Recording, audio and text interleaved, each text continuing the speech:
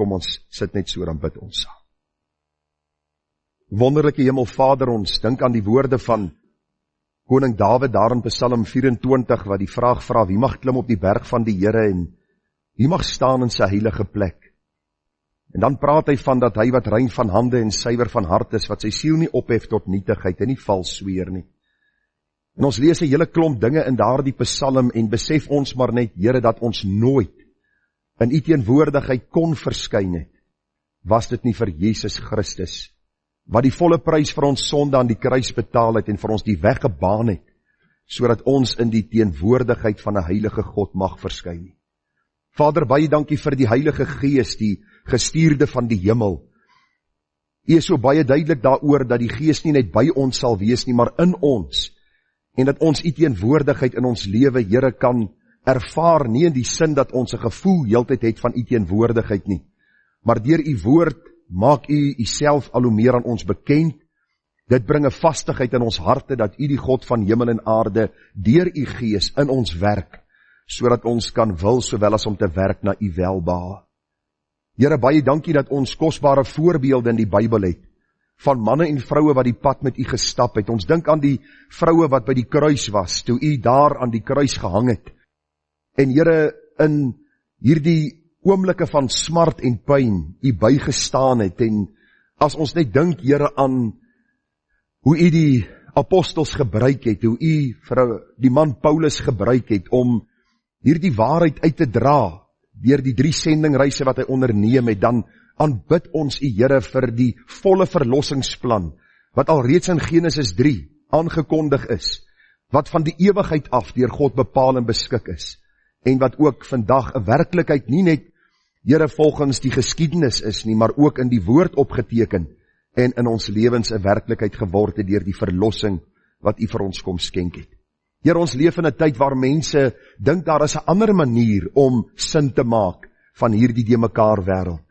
En ag Here, ons lees baie duidelik in die woord dat toe Asaf in Psalm 73 begin kyk het na die goddeloses, en hy sien hoe hulle voorspoed beleef, en hy sien die absolute agteruitgang van die wêreld, en hy vra vir homself die vraag, waarom het jy jou siel rein gehou?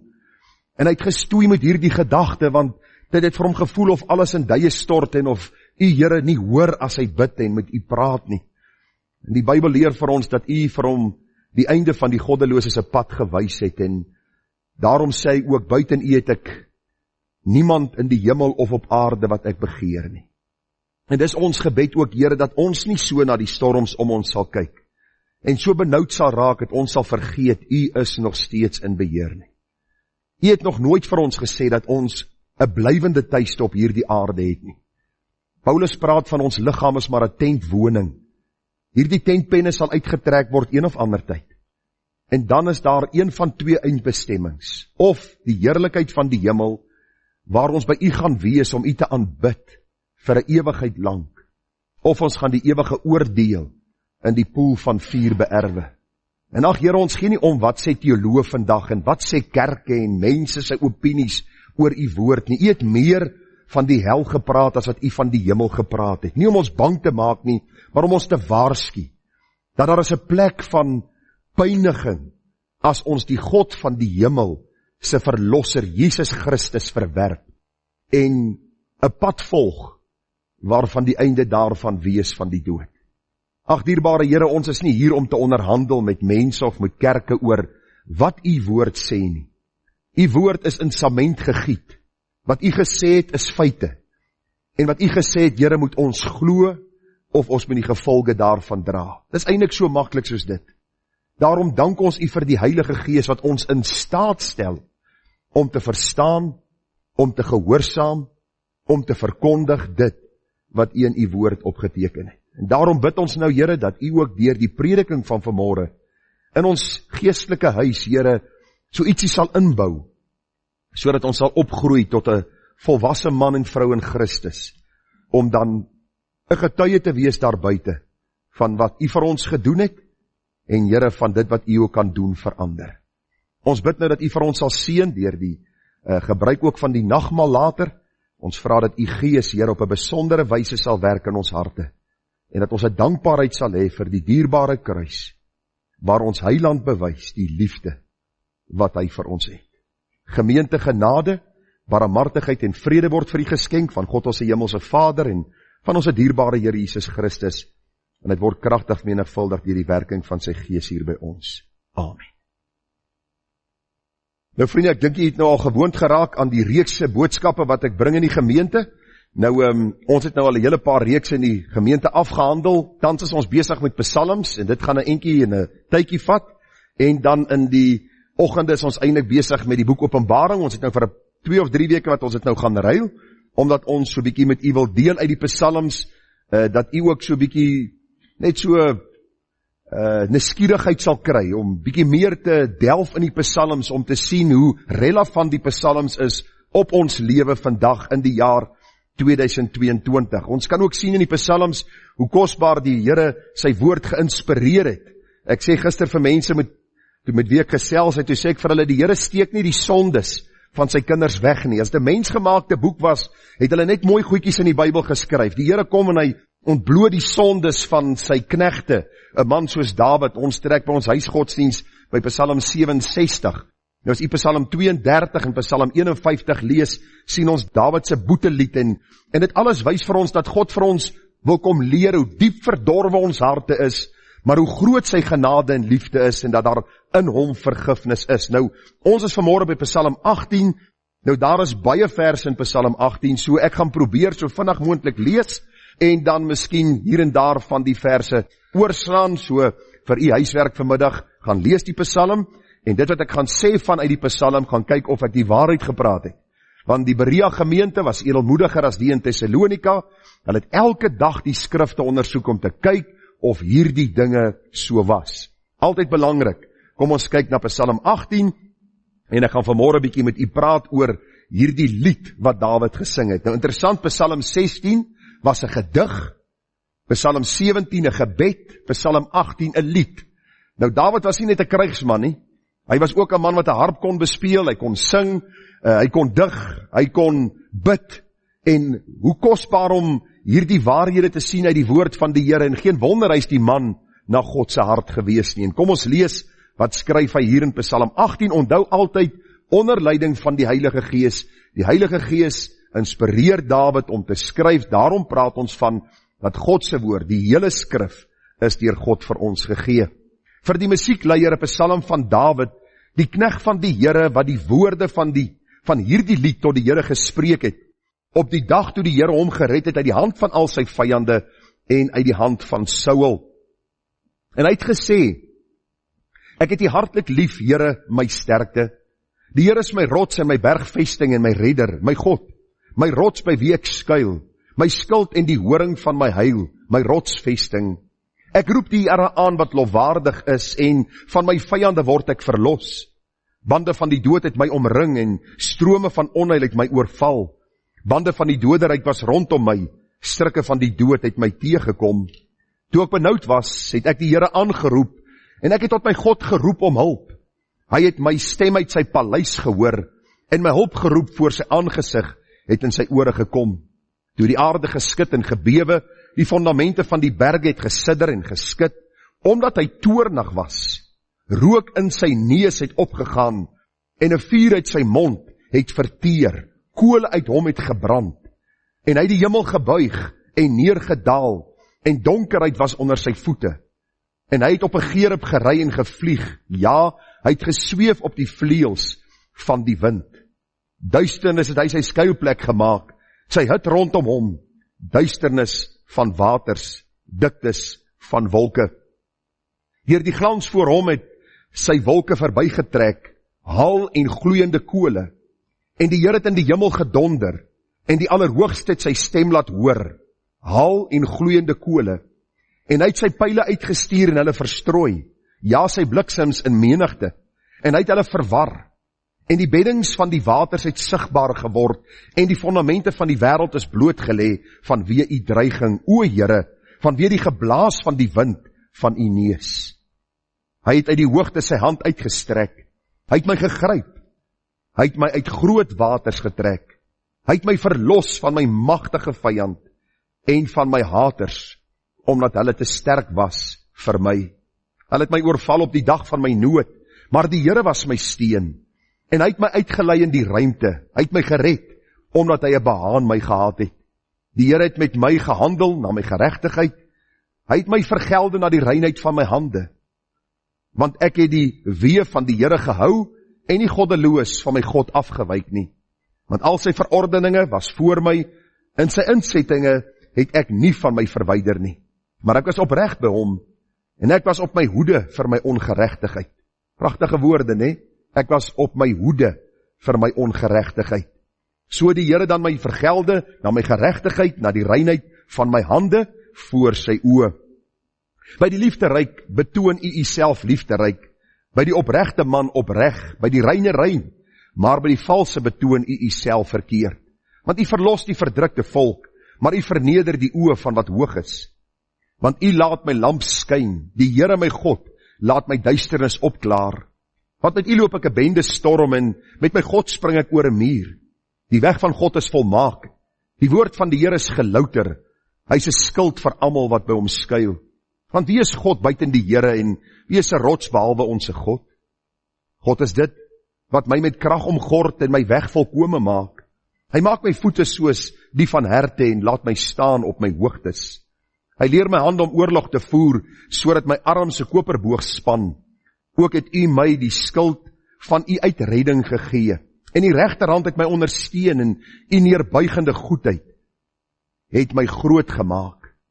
U het my voetstap ruim gemaak onder my, en my enkels het nie gewankel nie. Ek het my vyande agtervolg en hulle ingehaal, en ek het nie teruggekom voordat ek hulle vernietig het nie. Ek het hulle verbruisel, sodat hulle nie kon opstaan nie. Hulle het geval onder my voete. En u het my met krag omgord vir die stryd. U het my teenstanders onder my laat buk. En u het my vyande vir my laat vlug, en my haters, die het ek vernietig. Hulle het geroep om hulp, maar daar was geen verlosser nie. Tot die Here, maar hy het hulle nie geantwoord nie. Toe het ek hulle vermaal soos stof oor die wind, en ek het hulle uitgegooi soos modder van die strate. U het my gered uit die getoos van die volk. U het my 'n hoof gemaak van nasies. 'n Volk wat ek nie geken het nie, het my gedien. Sodra hulle van my gehoor het, was hulle my gehoorsaam. Uitlanders het kruipende na my gekom. Uitlanders was kragteloos en kom met siddering uit hulle vestings. Die Here leef, en geloof sy my rots, en laat verhoog wees die God van my heil. Die God wat my die wraak gee en volke aan my onderwerp. Wat my red van my vyande, ja, u verhef my bo my teenstanders. U bevry my van die man van geweld.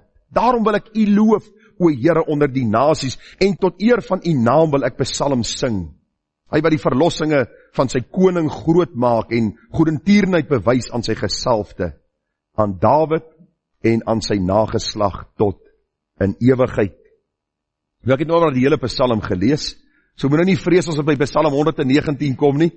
Ek sal nie vashak en aanhoudend net lees nie, daar sal ek definitief 'n bietjie opdeel. Maar is so kosbare psalm, die vers wat vir ons die meeste uitstaan wat ons ken is, met my God loop ek 'n bende storm, met my God spring ek oor 'n muur. Nou ons gaan nie vanmôre spesifiek by die vers stil staan nie.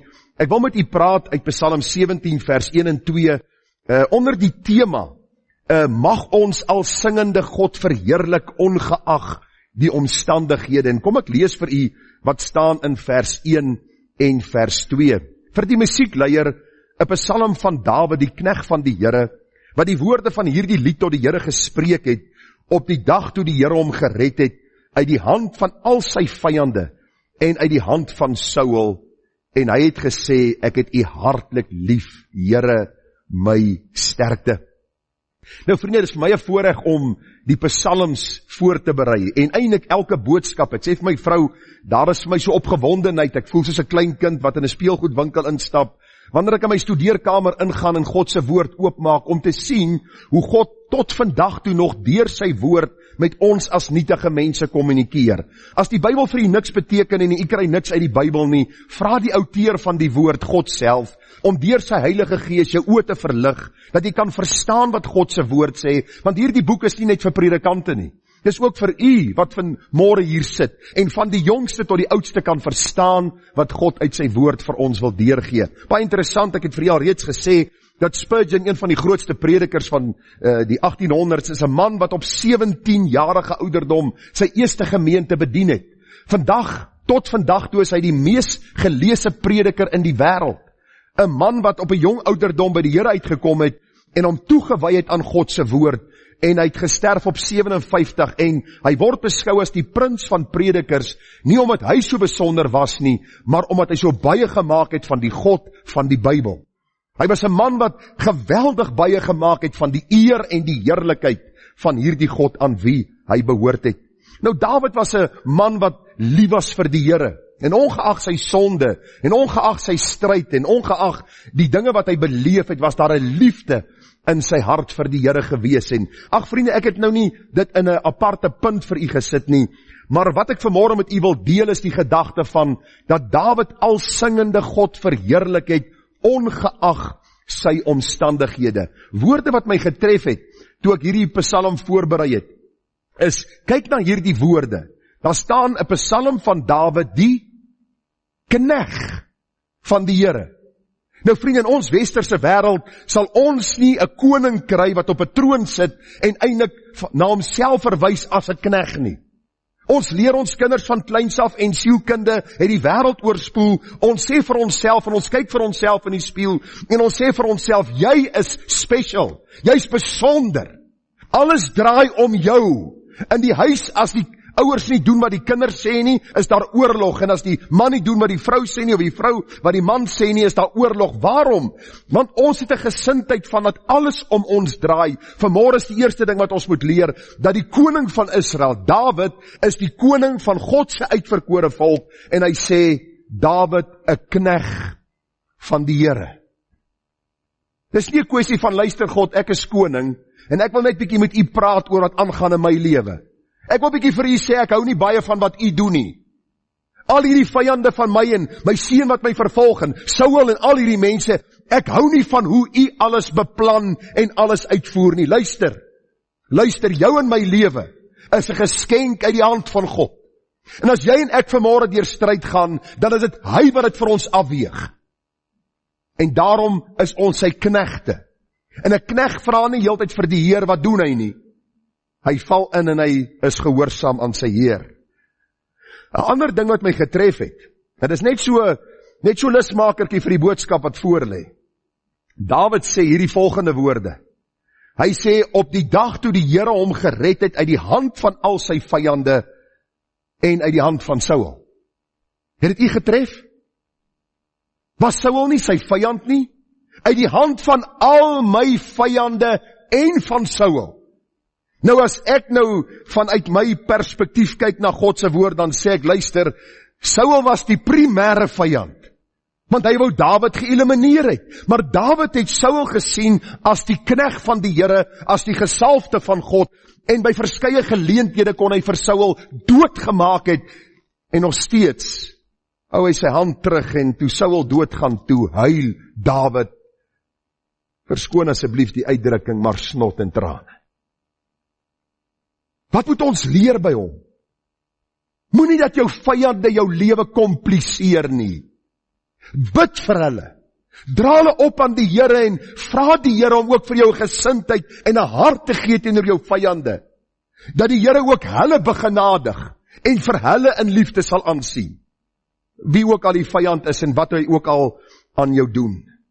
Ons weet die vyande waarvan Dawid hier praat, kan wees sy eie seun wat hom vervolg het, Absalom, dit kan wees die Filistyne en al die ander Jebusiete en ek weet nie watter mense alles hom vervolg het nie. Dawid het 'n moeilike tyd beleef. Maar hy verwys nooit na Saul as sy vyand nie. Hoekom nie? Want hy het geweet dat Saul ook 'n gesalfde van die Here was. Ek sê hierdie week vir my vrou, hulle toe ek hierdie boodskap voorberei het, die einde van Saul se lewe was hy in 'n swaard geval. En Dawid sterf in vrede, want hy was die man na die hart van God. Wat wil jy en ek hê, moet ons einde wees? Dat die dag as hulle my daar weglê in die graf, sê, hier is ou bitter Gerard. Dis 'n bitter siel gewees hierdie. Hy was bitterder as 'n alwyn. Op die dag as ek wegsak in die graf, kan hulle sê, dis 'n man wat selfs vir sy vyande gebid het. Is dit nie wat die Here Jesus vir ons wil kom leer nie? Maar dit is nie die preek nie, ons moet by die lied uitkom, ons moet 'n sangdiens amper hê vanmôre, so ek gaan nie vra om te sing nie, en ek gaan verseker ook nie sing nie, want al wat is in myne sangloopbaan staan, is my stem. So die hele gedagte is, ek gaan vanmôre net vir u uit hierdie psalm wys, dat Dawid nie net per geleentheid gesing het nie. Dit was nie net hierdie psalm waar Dawid 'n lied geskryf het en dan ook gesing het nie. Ons lees in Dawid se lewe daar in Psalm 28 vers 7. Die Here is my sterkte en my skild. Op hom het my hart vertrou en ek is gehelp. Daarom jubel my hart en ek sal hom loof met my gesang. So om gesange te sing is nie verkeerd nie, hoor. Almal wat psalms sy gesange wil uitgooi, Dawid het ook gesange gesing. Ek weet nie of dit dieselfde as ons in is nie, maar hy het 'n gesang gesing. En hy sê die Here is 'n sterkte vir hulle en hy's 'n vesting van verlossing vir sy gesalfde. Israel, God se volk, was 'n singende volk gewees. Onthou u toe hulle in Egipte slawe was? Toe lei die Here hulle deur 'n kragtige hand uit, en luister, die Here het hulle deur Moses se hand uitgelei, maar is nie Moses wat die mag en die krag gehad het nie. Hy was 'n instrument in die hand van die Here. Hy staan daar voor die Rooi See en daar gaan die Rooi See oop. Die volk trek droogsvoet deur en hulle kom ander kant uit en hulle sien hoe verdrink die klomp Egiptenaars. En wat doen Miriam en die vrouens en Moses? Hulle huil en hulle is ongelukkig. Nee, ons lees Eksodus 15:1. En toe het Moses en die kinders van Israel hierdie lied tot eer van die Here gesing, en dit is wat hulle gesê het, ek wil sing tot eer van die Here, want hy is hoog verhewe, die perd en sy ruiter het hy in die see gewerp, verwysende na die Egiptenaars. Die Here is my krag en my psalm, en hy het my tot heil geword, hy is my God, hom sal ek roem, die God van my vader, hom sal ek verhef. Die Here is 'n krygsman, Here is sy naam. Nou ek het groot geword in 'n huis, waar my pa my wakker gebid het, en as hy klaar gebid het, dan het hy vir hom geestelike liedere opgesing, kliphard. Dan sing hy saam met dit, en as jy moet hom saam in die dorp loop, dan fluit hy. Daar is 'n dierbare kruis, of daar is een of ander fluit hy dit. Dis wat hy gedoen het. Dit was sy lewe gewees. En die hele gedagte net is dit ook nie noodsaaklik vir ons, om so bietjie ons morbiede gesindheid op te tel nie. Party van die kinders van die Here is so morbied. Ek wil vir die sessionale kyk, dan dink jy by jouself, leef hulle God? Is daar enigsins iets waaroor hulle bly is? Hierdie was 'n singende volk, 'n volk wat met blydskap die Here gedien het, en Dawid die krygsman was die voorloper gewees. Nou pragtige liedjie, sy twyfel nie meer, vertrou die Heer. Hy stel jou nooit te leer, al is jou nood ook nog so groot. Jesus help altyd deur. Hoor nou, sing as die son skyn lag, sing deur die donker nag, waar ons gaan, sit of staan, laat ons sing, sing, sing. En ek wil vir u sê, ek kom agter, dat as ons begin luister na liedere, wat mense sing en saam sing, is daar 'n opgewondenheid wat opborrel in my siel. Want ek besef en ek verstaan, daar gaan 'n dag aanbreek, dat ek hierdie God ook in sang gaan dien, wanneer ek in sy heerlikheid kom. Ek wil vir u sê, as ons sing, moet ons seker wees, dat ons harte en ons monde saamwerk. U het vanmôre 'n klomp liedere saam met ons gesing. Dank die Here, daar's mense wat hier voorgestaan het, wat kan sing, wat u begelei het in sang. Maar ek vra vanmôre vir jou, was jou hart en jou mond in harmonie met mekaar? Of het jy gedink aan iets wat jy gister moes doen, of iets wat jy môre moet doen, of gister gedoen het en môre moet doen, en jou hart en jou mond het nie saamgewerk nie? Hoor wat sê die Here vir Amos in Amos 5:22. Want al bring julle vir my brandoffers saam met julle spysoffers, ek het daar geen welbehae in nie. En die dankoffer van julle vetgemaakte kalwers sien ek nie met welgevalle aan nie. Verwyder van my die geraas van jou liedere, en na die geluid van jou harpe wil ek nie luister nie. Maar laat die reg aanrol soos watergolwe, en geregtigheid soos 'n standhoudende stroom. As ek en jy sing, wil die Here hê, dan moet in ons harte 'n aanbidding teenoor hom wees, terwyl ons woorde die lied uitspreek en saam sing en die melodie geniet wat die Here ons gee, want ons dien 'n groot God. Kerk is nie 'n sirkus waar ons op en af rondhardloop en musiekinstrumente speel en ons sing 'n lied 40 keer tot ons glo wat daar staan nie. Dis nie waaroor dit gaan nie. Dit gaan oor die inhoud van die lied wat my siel raak. En ek berei my hart voor vir die woord van die Here, sodat ons hom kan verheerlik. Maar ons moet onthou, die inhoud van die liedere is ook belangrik. Ons kan nie maar net sing om lekker te voel, en ons voet begin so op die ritme beweeg, en naderhand begin ons lyfie bietjie werk, en ons dink later by onsself, ons is in 'n nagklap nie. Dis nie waaroor dit gaan nie. Terwyl ons sing, ons hart en ons mond is saam, is daar ook inhoud, wat ons siele rig na God, vir wanneer sy woord kom om hom te aanbid. Kom ek lees vir u wat staan in Efesiërs 5 vers 18. Moenie dronk word van wyn nie. Los die wyn. Wat moet jy doen? Daarin is losbandigheid, maar word met die Gees vervul. Spreek onder mekaar met psalms en lofsange en geestelike liedere en sing en psalms sing in julle hart tot eer van die Here, terwyl julle God die Vader altyd vir alles dank in die naam van ons Here Jesus Christus. Psalms, lofgesange, geestelike liedere met substansie.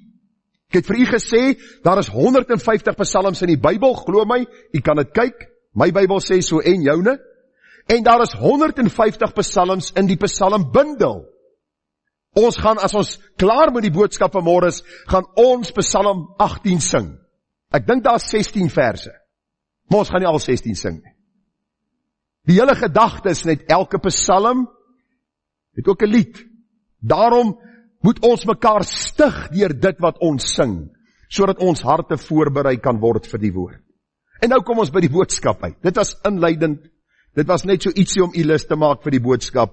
Vanmôre gaan ons kyk na die inhoud van Dawid se lied, en hoe dit op ons van toepassing en wat ons kan leer uit die inhoud van Dawid se lied in Psalm 18. Die eerste ding wat my opgeval het, en daar is baie meer as ek vanmôre gaan sê. Jy moet tog nou nie dink ek preek oor Psalm 18, ek het alles gesê wat oor Psalm 18 gesê kan word nie. Daar is boeke geskryf oor Psalm 18. Ek gee vir u net so lusmakertjie dat u verdere studie gaan doen. Maar die eerste ding waarmee Dawid wegval in sy lied, Dawid se lied begin by die liefde. Nou ek weet, baie keer spel ons Dawid met 'n W en ander kere met 'n V, so verskoon is dieselfde Dawid wat ek van praat. As daar 'n W inkom, is dieselfde een as die V, né? Dawid se lied begin by die liefde. Hy sê, ek het u hartlik lief, Here, my sterkte. Ek het in myself gedink, waarom sal Dawid met hierdie woorde begin? Vriende, dit is eenvoudig, omdat die skrif vir ons sê in 1 Johannes 4 vers 18, daar is geen vrees in die liefde nie, maar die volmaakte liefde dryf die vrees na buite, want die vrees sluit straf in, en hy wat vrees het nie volmaak geword in die liefde nie. Ons het hom lief, omdat hy ons eerste lief gehad het. Ek sê vanmôre vir jou, baie duidelik, pertinent, onderstreep het met dubbelslyne in jou hart, jy sou God nooit uit jou eie kon lief hê nie. Jy's 'n gebore sondaar in rebellie teenoor God. Daarom het hy in sy groot liefde na jou hart en jou situasie neergedaal en hy het jou lewend gemaak, sodat jy kan smaak en sien dat hy goed is. Luister, die kerk gaan nie oor my en jou per se nie. Dit gaan oor die God van die Bybel. En Dawid het dit besef, hy sê, Here, my hele koninkryk is hier, alles het u vir my gegee, maar ek wil sê, wat alles oortref is my liefde vir u, omdat u liefde in my hart uitgestort het. Ek dink ons het 'n tipe godsdiens in die kerk deesdae, waar ons God as Kersvader sien, wat heeltyd moet gee en presteer, en ons dienskneg is, in plaas van om te sê, Here, ek het u hartlik lief. Nou as jy getroud is vir langer as 'n maand, sal jou vrou weet of jy haar hartlik lief het of nie. Of wat 'n pligspleging is of nie. En jy kan vir haar sê, ek het jou lief, so in die verbygang. En sy gaan jou so 'n bietjie uitkyk, so die eerste en tweede keer, en dan gaan sy vir jou sê, boetie, luister, het jy my regtig lief? Moenie net so in die verbygang praat daaroor nie. Wys vir my, jy het my hartlik lief, iets wat uit die siel kom, uit die hart kom. En ek het hier op my notas geskryf, enige gesonde verhouding begin by die liefde. As ons nie lief het nie, sal ons die Here nie kan dien nie, en as hy nie sy liefde in ons hart uitstort nie, het ons nie die vermoë om hom lief te hê nie. Daarom sê die Bybel van ons in Romeine 5 vers 7, want nouliks sal iemand vir 'n regverdige sterwe, vir 'n goeie mens sal iemand miskien nog die moed hê om te sterwe. Maar God bewys sy liefde tot ons daarin dat Christus vir ons gesterf het, toe ons nog sondaars was. Luister gou vanmôre, die meeste van u en ek, ons sal sê, ek het daai ou klaar 2 of 3 kansse gegee. Uit my lewe, ou maat, jy is onbetroubaar. Jy en ek het God baie meer as 2 of 3 keer teleurgestel. Ons was rebelle teenoor hom. En hy sê, toe jy 'n rebel was, het ek jou lief gehad. Hoe lief het ek jou gehad? Dat ek my seun Jesus Christus gestuur het, om aan die kruis vir jou sonde te sterf.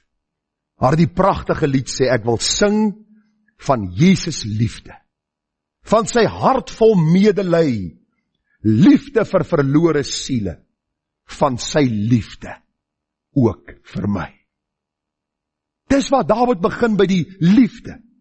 Ek het die Here lief, ek het u hartlik lief. Hoekom het ek u hartlik lief? Omdat u my lief gehad het met 'n ewige liefde. Omdat u my lief gehad het, deurdat u my nie net gered het nie, maar geroep het en aangestel het om koning van u volk te wees. U sien, liefde is 'n spontane reaksie van iemand wat genade gesmaak het. Wat belemmer ons liefde en ons lied van liefde wat ons sing vir die Here? Wat belemmer dit? Sonde. Sonde. Of dit nou groot of klein is, of dit nou daadsonde is of nalaatsonde. Die verskil, daadsonde is die Here sê moenie lieg nie en ek lieg. Die Here sê ek moet sy woord lees, dis nalaatsonde en ek doen dit nie. Met ander woorde, al wat die blokkasie tussen my hart van vreugde en blydskap teenoor die God van liefde is sonde. Wat moet ons doen met ons sonde? Ons moet bid, vergewe my Here, en dan moet daar 'n hart van dankbaarheid wees wat 'n lied sing. Om te sê, prys die Here met blye galme. O my siel, daar's ryke stof. Ek wil vanmôre vir u sê, God se liefde was Dawid se vertrekpunt toe hy gesing het en toe hy God geloof en geprys het. Ek vra vanmôre vir jou, het jy die Here lief en het ek hom lief? Is ons liefde vir hom miskien vanmôre so bietjie gedemp omdat ons met sonde besig is? Dan wil ek jou vanmôre nooi, kom na die kruis. Dat hy jou vergewe en sing 'n nuwe lied vir hom. Dank hom dat hy jou lief gehad het met 'n ewige liefde. Terwille van die tyd, die tweede gedagte. Dawid besing God se grootheid, krag en majesteit. Ek het vir u 9 dinge uitgelig. 9 dinge. Nou die eerste ene sê hy in vers 2 en 3. En hy het gesê, ek het u hartlik lief, Here, u is my sterkte. Tweede plek, die Here is my rots. Derdens, hy is my bergvesting. Vierdens, my redder. Vyftens, hy is my God. Hy is my rots by wie ek skuil. 7, hy is my skild. 8, die horing van my heil. 9, my rotsvesting. Dis asof Dawid sê, luister, ek sal nie wankel nie. Want ek behoort aan God, wat ek vanmôre wil doen met u, en met elkeen wat inluister, en met my eie siel, ek wil u opgewonde maak oor die God van die Bybel. Luister, dis nie nodig om elke keer vir hom 'n kruideniersware lys te gee, as jy bid, om hom te herinner aan alles wat in jou lewe aangaan nie. Dis nodig om net weer te sê, uit 'n hart van liefde, wil ek hom aanbid, ek wil 'n lied tot hom sing, vir wie hy is, en hoe groot hy is. Hoe meer jy met hom besig raak, hoe meer besef jy, dat hy my lief gehad het. Dis 'n wonderwerk. Mense soek vandag wonderwerke. Hulle wil nou dit hê, en hulle wil dat hê, en is genesing, en is hierdie rykdom en alles. Man, vergeet, daai is nie wonderwerke nie. Dis sulke klein, ek wil amper sê, niks seggende dingetjies nie. Die grootste wonderwerk is as God hom aan jou siel openbaar. En jy kan sê, ek het hom hartlik lief. Want hy is my rots, hy is my sterkte. Hierdie gedagte van die horing van my heil is eenvoudig. As ons kyk daar in Exodus en Levitikus die offers, dan sien ons dat daar by die altaar was die horings van die altaar gewees en die bloed was bestryk. So Dawid sê, die Here is nie net die een wat my gered het nie, maar die een wat ek opbou. Die een wat my veilig hou, alles die omstandighede, hoe moeilik. Onthou net een ding, Dawid het nie in die aand in sy paleis ingestap en daar op sy bed gaan lê, en toe druk hy die knoppie en daar gaan die alarm af, of aan en IDT staan buitekant, en Dawid slaap lekker, en hy word wakker en hy sit die alarm weer af, en gaan aan met sy dag nie. Hierdie mense het aan rowwe tye gelewe. Die skinker het, of die koning het self 'n skinker en 'n bakker gehad, om spesiaal net vir hom kos te maak, en die ouens was getoets, amper deur vuur, om te kyk of hy nie dalk iemand is wat die koning probeer doodmaak nie. Hierdie was moeilike tye, maar Dawid sê, luister, ek gee nie om wat met my lewe gebeur nie. Net solank ek die God van die Bybel kan verheerlik. Ag, die kinders sing so graag die liedjie, my God is so groot, so sterk en almagtig. Daar's niks wat my God nie kan doen. En ons sing het lekker saam, my God is so groot. En dan gebeur daar iets die week. En dan is ek in 'n depressie. Dis asof ek nie die kombers van my kop wil aftel nie. Ek sien nie kans vir die dag nie, en waarom loop alles skeef vir my, soos iemand my onlangs gesê het, luister, alles loop net skeef, toe sê ek vir hom nie, ek dink jy moet weer dink. Met alles wat jy het, loop alles nie skeef nie. Ek weet nie of jy ou Toyota gery het nie, want alles loop reg, altyd reg. Toyotas, miskien al wat hy kort in sy lewe, maar die res het hy. Maar hy voel hy is te nagekom, hy voel die lewe is vir hom te swaar en te moeilik. Waarom? As jou fokus van God skuif, dan skuif jou fokus na jouself. En ek wil vir jou sê, om op jouself te fokus is 'n rede vir 'n diep depressie. Want Gerard Beek weet wie hy is. En jy vanmôre weet wie jy is. 'n sondaar, uit genade gered, op pad, in hierdie pad van heiligmaking na God se heerlikheid. Jy sien, Dawid begin by die liefde, maar hy sien ook God se krag, se majesteit en sy grootheid. Gesang 10 sê, groote God, aan u die eer, heerlik is waar u regeer. Hemels is u majesteit, heilig u geregtigheid, u wat alles onderhou, u was ewig en getrou. Martin Luther, voor die konsilie van Worms moes verskyn het, nou ek wil vir u sê, die paus was die magtigste man daai tyd, hy kon Martin Luther in 'n oomblik so, keel af, verby moet hom. Hulle sê die dag toe hy verskyn het voor die konsilie van Worms, was hy senuwee so klaar, dat hy gevra het, hulle moet net van 'n bietjie tyd uitgee tot die volgende dag. Dat hy net bietjie asem kon skep, net bietjie krag kan herwin, en toe hy weer kom staan voor daai konsilie, het hy die krag van God gehad om vir daai paus te sê, ek gee nie om wat jy sê, en wat jou kerk sê nie, maar ek bly by God se woord. En wat probeer die paus doen? Probeer hom vermoor, en wat doen die Here? Die grootste hervorming wat plaasvind, waarvan u en ek deelgenote geword het in die feit dat ons gered geword het. En vanmôre bely, soos daarop daardie plakkaat daar op die regterkant staan, Sola Scriptura, Sola Gratia, Sola Fide, al die solas om te sê, ons dank die grote God, wat 'n man soos Martin Luther gespaar het, om vir ons hierdie waarheid te bring. Wat wil ek vanmôre vir u kom sê? As jy besef hoe lief God jou het, luister, dan sal jy ook besef, daar sal nie 'n haar van jou hoof afval, sonder dat God dit weet. Glo jy en ek dit? Ja, maar ons almal glo dit. Glo ek en jy dit werklik? Want jy sien, ons lewe in so geweldige groot vrees. Wat kan mense aan my doen? Nou, ons het daar by die huis, het ons palisade, ek het al seker gesien hoe lyk ons huis. Dit is 'n semi-Alcatraz fortress, dit is palisade en mure en elektrische omheining. En baie oggende word jy wakker, dan is die hek oop. Dink jy by jouself, wie het die hek oopgemaak? Dan vra jy vir jou vrou, wie die hek oopgemaak? Nee, ek weet nie. Kyk, hy ou is altyd dood. En dan kom jy agter, die hek het hierdie aand miskien op 'n manier oopgegaan, of ons het wakker geword, ons het opgestaan, en dan kom leer die Here vir jou 'n les. Dis nie die hek wat jou beskerm en bewaar het nie. Dis God. Hy het 'n plan met jou lewe, en totdat sy plan met jou klaar is, sal daar niks met jou gebeur nie. En as daar iets met jou gebeur, sal dit in God se plan wees om jou te vorm en jou te heilig, sodat jy God kan verheerlik. Hoor hoe beskryf Dawid hoe God optree vir sy kinders. Luister saam met my. Psalm 18:7. Nou dis 'n lied wat hy sing. Toe ek benoud was. Ons raak soms benoud. Wat het hy gedoen? Het ek die Here aangeroep. En ek het tot my God geroep om hulp, en hy het my stem uit sy paleis gehoor, en my hulp geroep voor sy aangesig, het in sy ore gekom, toe hy die aarde geskit en gebewe.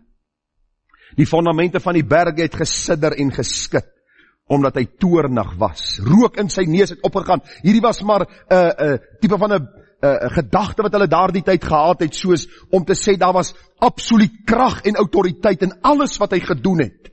Die optrek, die asem in sy neus was 'n teken van dat die oordeel sal kom. God tree namens sy kinders op. En 'n vuur uit sy mond het verteer, kole uit hom het gebrand. Hy het op die gerub gery en gevlieg, ja, hy het gesweef op die vleuels van die wind. Ek het myself die vraag afgevra, kom sal hy op 'n gerub ry? Hy's God. Hoekom sal hy op die gerub ry? As u nou gaan kyk na die engele, een engel het in een nag 185.000 Assiriërs doodgemaak. Ek wil vir jy sê, engel is nie sommer net 'n Mickey Mouse nie. Dis magtige wesens, en hulle is onderworpe aan hierdie God, en hulle voer sy opdragte uit stiptelik. En al gebruik God hom as 'n wa waarop hy ry, dan is die engel gewillig om hom te onderwerp aan die God wat hom geskaap het. Ons gaan vanaand in die diens sien wat ons by die engele kan leer. Ek wil vir u vra, waarom sal die kroon van sy skepping, die mens, so dikwels in rebellie teenoor hom wees? Hy tree namens ons op, vers 14.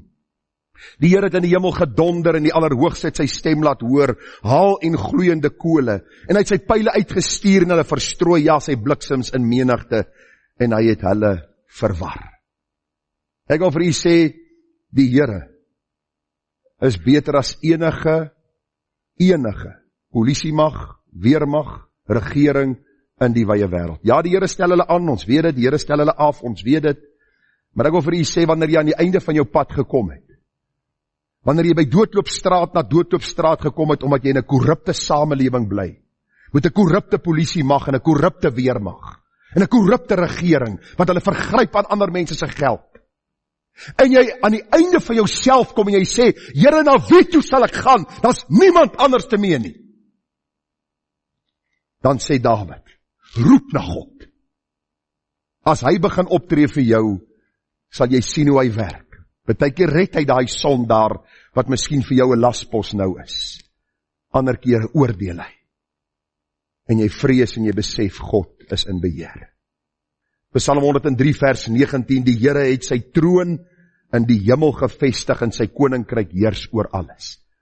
Dink u dat ons regering word beheer deur hulle voorvaders? As hulle voorvaders vandag vir hulle iets kon sê, as een van die voorvaders in oom Ramaphosa sy oor iets kon fluister, sy het hom sê, luister oom Cyril, bekeer jou tot God, want hy is die een wat sy koninkryk oor alles heers. En dis die boodskap wat ons moet uitdra. Help nie ons wonder wie's in beheer nie. God is in beheer. Hy stel konings aan, hy stel konings af. Daar was 'n man met die naam van Nebukadneser. Man, hy het 'n bors gehad soos 'n bodybuilder. Dis nou 'n liggaamsbouer in Afrikaans. Ek het vergeet ek is in 'n Afrikaanse kerk. Maar in 'n geval, breë bors, groot arms, hy het oor Babylon regeer. En wat gebeur? Hy gaan staan so op sy stoep en hy kyk so oor sy koninkryk en hy sê, kyk wat het hierdie hande vermag.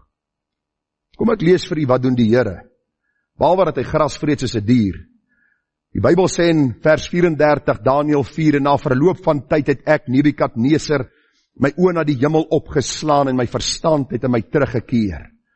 En ek het die Allerhoogste geloof en hom wat ewig lewe, geprys en geëer, wie sy heerskappy 'n ewige mag en wie sy koningskap van geslag tot geslag is. En al die aardbewoners word as niks geag. En na sy wil handel hy met die leer van die hemel en die bewoners van die aarde, en daar is niemand wat sy hand kan afslaan en vir hom kan sê, wat doen u nie? Luister, die Here het jou en my nie as raadgewer nodig nie. Hy het jou nie genooi na die ronde tafel in die hemel nie, want daar is nie een nie. Hy het 'n troon en hy sit daarop. En hy regeer hierdie heelal volgens sy alwysheid, soos hy vir Job in Job 38 tot 42 verduidelik het. Vertrou ek en jy hom, of wil ons sy raadgewers wees? Ek het vir jou goeie raad.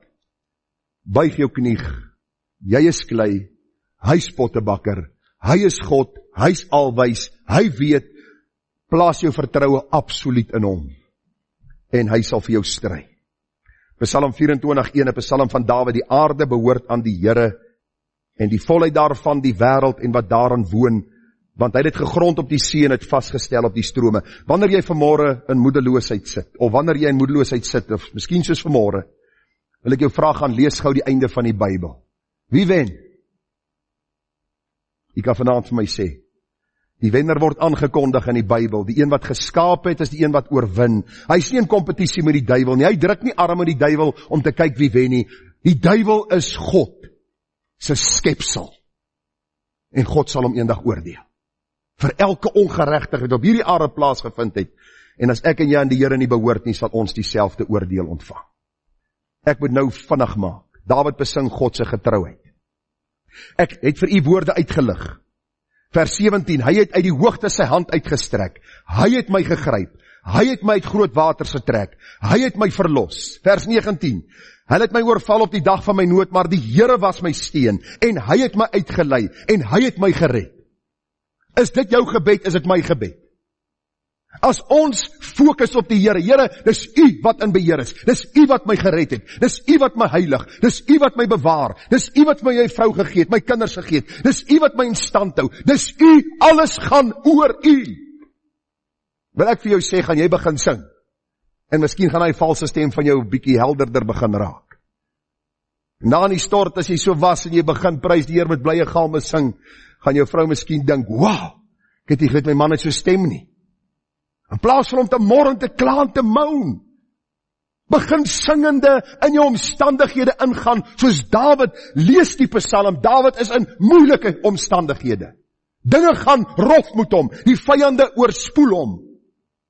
En hy sing, en hy prys die Here, omdat die Here in beheer is van sy lewe. Hoor wat sê Psalm 18:28, want u verlos die verdrukte volk, maar u verneder die oë van wat hoog is, want u laat my lamp skyn, die Here my God laat my duisternis opklaar, want met u loop ek 'n bende storm, en my God spring ek oor 'n muur. Ek wil vir u sê, dink aan God se goedheid in jou lewe, en dink aan sy getrouheid, want getrouheid dra die betekenis van standvastig, onveranderlik. Hy staan ons by, al woed die storms. God is getrou, en ek wil vanmôre vir u iets sê, en u moet dit nou in u hart neerskryf. God is getrou, al is jy ontrou.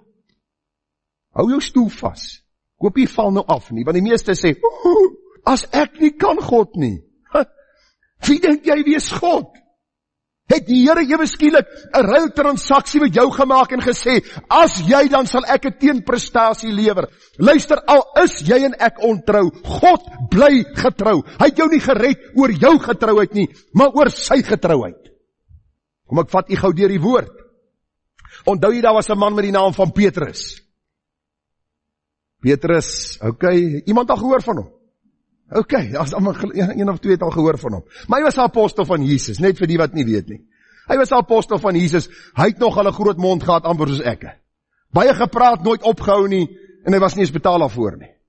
Die hele groot ding is Petrus volg Jesus. En die Here sê vir Petrus, Petrus, jy gaan my verloon. Hy sê, ag Here, asseblief. Ek wil net gou vir u sê, u verstaan nie hoe werk die besigheid nie. Ek het die vissers net gelos, Ek volg u, en ek sal tot die dood toe saam met u wees. Hoor wat sê Jesus vir hom? Lukas 22:31. Simon, Simon, kyk, die Satan het vurig begeer om julle soos koring te sif, maar ek het vir wie gebid? Ek het vir jou gebid, Petrus, want jy gaan my verloon. Ek het vir jou gebid, dat jou geloof nie ophou nie. En as jy eendag bekeerd is, moet jy jou broeders versterk, en hy het vir hom gesê, Here, ek is gereed om saam met u selfs in die gevangenis en in die dood te gaan. Maar hy antwoord, ek sê vir jou, Petrus, die haan sal vannacht nie kraai, voordat jy my 3 maal verloon het nie. Was Petrus reg of die Here? Petrus of die Here? Wie was reg? Die Here was reg. Okay, Petrus was verkeerd. Daai diensmeisie het Petrus heeltemal uit die veld geslaan. Sy broek het begin bewe en hy sê, ek ken hom nie, man. Hy het gesweer, hy het amper met 'n eedswering gesê, ek ken daardie man nie. En u onthou ons wat gebeur. Die Here draai om en sê vir hom, ek is klaar met jou. Ek skryf jou nou af. Jy is useless. Jy het 3 jaar saam met my geloop, jy het die wonders gesien, jy het al die tekens gesien, die dooies wat opgewek word, en nou verloon jy my. Ek is klaar met jou. Die Bybel sê het omgedraai en vir Petrus gekyk. Ek wil vir u sê, ek dink Petrus se hart het gebreek. En toe, hoor God se getrouheid. Petrus sê vir die manne, kom ons gaan vang vis. Hulle sê ons gaan saam. Daar by die see van Tiberius vang hulle vis. Hulle kry nie ou visie nie. Daar's nie eens 'n something visie vis daar nie. Daar's niks. Hoor wat gebeur. Johannes 21:15, die visvangs, die Here maak visgaar op die strand, en toe hulle klaar was met die môreete, vra Jesus vir Simon Petrus, Simon, seun van Jona, het jy my waarlik lief? Meer as hulle hier. Ek wil vanmôre vir jou sê, dis God se getrouheid. Raak met hierdie God besig. Dis hoekom Dawid kon sing. Dawid sondig met Batseba. En nou Dawid is in hierdie toestand en hy weet nie waarheen nie, en Nathan sê vir hom, jy is skuldig, en hy sê, as ek skuldig voor God is, want ek is skuldig voor hom, bely ek en ek roep sy naam aan. Ek weet hy sal my vergewe. Ons mag nooit vergifnis en God se genade misbruik om sonde te doen nie. Dis heel moontlike bewys dat ons nie gered is nie. Maar iemand wat gered is, steun op God se getrouheid. En dis wat Dawid gedoen het en gesing het in sy lied. As ons ontrou is, 2 Timoteus 2:13, hy bly getrou. Hy kan homself nie verloon nie. Hoeveel van u sit miskien vanmôre hier en sê, ek weet nie. Ek is moedeloos. Wat is vir my te moeilik? Ek weet nie of ek dit gaan maak nie. Jy gaan dit maak. Want God is getrou. As dit van jou afgehang het, sou jy dit nie gemaak het nie. Ek sou jou die waarborg gee met die SABS stempel op. Ek weet nie of hulle dit mee gebruik nie. Want niks, alles is in China gemaak deesdae, nê? Niks het meer 'n waarborg nie. Maar ek kan vir jou waarborg vanmôre. As jy aan God behoort, hy is getrou. Daarom het Dawid gesing oor God se getrouheid. Daardie pragtige lied sê, gister, hede, ja vir ewig, bly die Heer getrou. Alles wissel Jesus nooit nie. Prys sy dierbare naam. Ek sluit die boodskap af, ek gaan die laaste punt baie vinnig hanteer. Hy besing God vir sy ewige woord. Wanneer laas het jy 'n lied gesing om die Here te dank vir sy woord, wat vir jou hierdie beloftes gee wat ek vanmôre met jou deel? Dat hy jou nie sal begewe en verlaat nie, dat hy nie ontrou sal word, omdat jy ontrou is nie. Psalm 18 vers 22, want ek het die weë van die Here gehou, en die goddeloos van my God afgewyk nie. Want al sy verordeninge was voor my, en sy insetting het ek nie van my verwyder nie. Die weg van God is volmaak, die woord van die Here is gelouter, hy is 'n skild vir almal wat by hom skuil. Nou verordeninge of insetting in die Engels, ek lees vir u hierdie vers, I keep your laws in mind and never look away from your teachings. Met ander woorde, wat sê Dawid? Hy sê, dis God se woord wat vir my die lig vir my pad en lamp vir my voet is. Dis uit God se woord dat ek geonderrig word. Dis God se woord wat altyd dieselfde bly. My oupa en sy oupa en sy oupa se oupa en my pa en ek en my kinders se kinders sal dieselfde hoor wat God vandag vir ons sê, want hy is onveranderlik. En sy woord is vas. Waarom dink jy is die aanval teen die Bybel so groot? Daar is geen boek in die wêreld wat die toets van tyd deurstaan het, soos die Bybel nie. Jy kan dit glo. En die bewyse is legio. Die woord van die Here is gelouter, met ander woorde, dit is suiwer, dit is vry van onsuiverhede en leuns. Gaan lees baie van die geskrifte van die dwaalleraars en u sal weersprekinge en leuns en allerhande goed daarin kry, nie so met God se woord nie. Deuteronomium 17 vers 18, waarom sing Dawid oor God se woord? Waarom het hy 'n loflied in sy hart oor die Bybel? Waarom praat hy van God se woord wat in sy verstand sal wees en in sy mond sal wees en wat in sy hart sal wees? Want hy het die opdrag gekry in Deuteronomium 17:18. Nou as julle Cyril se nommer het, stuur vir hom hierdie vers. Hy is nie die koning nie, maar ten minste is hy 'n leier. Hoor wat met die leier doen van 'n land. En as hy op die troon van sy koninkryk sit, moet hy, dis ononderhandelbaar, want God stel konings aan en hy stel konings af. Posisies word deur God gegee en mense word onthef van hulle posisie deur God. Moet hy vir hom 'n afskrif van hierdie wet in 'n boek skrywe, uit die wat voor die Levitiese priesters lê. En hy moet, dit moet by hom wees en hy moet al die dae van sy lewe daarin lees.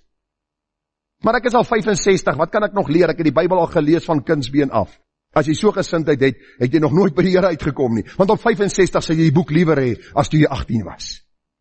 Want hierdie boek raak vir jou net meer kosbaar, want jy leer die God van die Bybel ken. Dawid sing oor God se woord. Hoekom? Want hy het die wetboek by hom gehad en hy het hom gelees elke dag. Hy het sy sonde, hy het God se heiligheid, hy het sy volk se sondigheid, hy het God se genade, barmhartigheid, goedheid, getrouheid, voorsienigheid gesien. Nou sê hy moet al die dae daarin lees, dat hy kan leer om die Here sy God te vrees, deur al die woorde van hierdie wet en hierdie insettinge te hou om dit te doen, sodat, vers 20, sy hart hom nie verhef oor sy broers nie, en hy van die gebod nie regs of links afwyk nie. Ek wil jou vanmôre vra, wanneer laas jy gesing oor God se woord? Gesang 306 is vir u so ou lusmakertjie. Woord van God, woord van die lewe, woord vir ewig vas en waar, woord onfeilbaar en verhewe waarin God hom openbaar, woord betroubaar vas en waar, deur miskenning, deur gevaar, wat sou ons dan ooit laat bewe? In die woord het ons die lewe. Jou en my kind is nie te jonk om die Bybel te lees en te bestudeer nie. Ons middeljariges, ons is nie te oud, en u wat al in 'n hoër ouderdom is, te oud om die woord te lees en 'n lied tot God te sing oor die wondergawe van sy woord wat hy vir ons gegee het nie. Ek is klaar, glo dit of nie. Ek gaan nou amen sê. Ons moet net eers saamvat, né? Dat u nou nie vergeet wat hy gesê was nie. Die tema van môre, mag ons al singende God verheerlik ongeag ons omstandighede. Dawid het dit gedoen terwyl die vyande om hom gewoed het. Hy het begin by die liefde. Hy het God se grootheid, krag en majesteit besing. Hy het God se getrouheid besing. Hy het God besing vir sy ewige woord. Slotgedagte waarmee ek u huis toe stuur. Ons kan net sowel nou begin sing, want ons sal tot in die verre ewigheid 'n singende skare wees. Waar lees ek dit? Openbaring 5 vers 9. Toe sing hulle 'n nuwe lied en sê, U is waardig om die boek te neem en sy seels oop te maak, want U is geslag en het ons vir God met U bloed gekoop uit elke stam en taal en volk en nasie. En het ons konings en priesters vir ons God gemaak, en ons sal as konings op die aarde heers. Ag, in een van my gemeentes het ek 'n vrou gehad, ek wil vir u sê, sy kan vals sing. Sy sing diep vals. Ek sing vals, sy is daar. Maar as ons sing, dan sing sy. Dit het altyd my hart so verbly om te sien, dis nie hier uit die mond en iets wat hulle doen, om die erediens vol te kry en afgehandel te kry nie, maar uit die hart het die begeerte gekom, ek wil God verheerlik. Luister, tot in ewigheid sal ons sing, en hier die God van die Bybel groot maak. Mag die Here u genade gee, ons gaan nou Psalm 18 sing, maar kom ons bid eers saam. Vader, baie dankie dat ons vanmôre uit Psalm 18 kon lees hoe Dawid moeilike situasies hanteer het. Al singende het hy u verheerlik vir wie u is, u liefde, u grootheid, u getrouheid en vir u wonderlike woord. Mag ons al singende en al juigende u verheerlik vir wie u is. Mag ons meer wegkyk van onsself en meer na u, sodat u in alles verheerlik sal word. En ag Here, ons bid dit met soveel dankseggings omdat ons weet dat U 'n nuwe lied in ons hart bring, omdat U 'n groot en gedigte God is, 'n God wat ons kan lief hê met ons hele hart. Amen.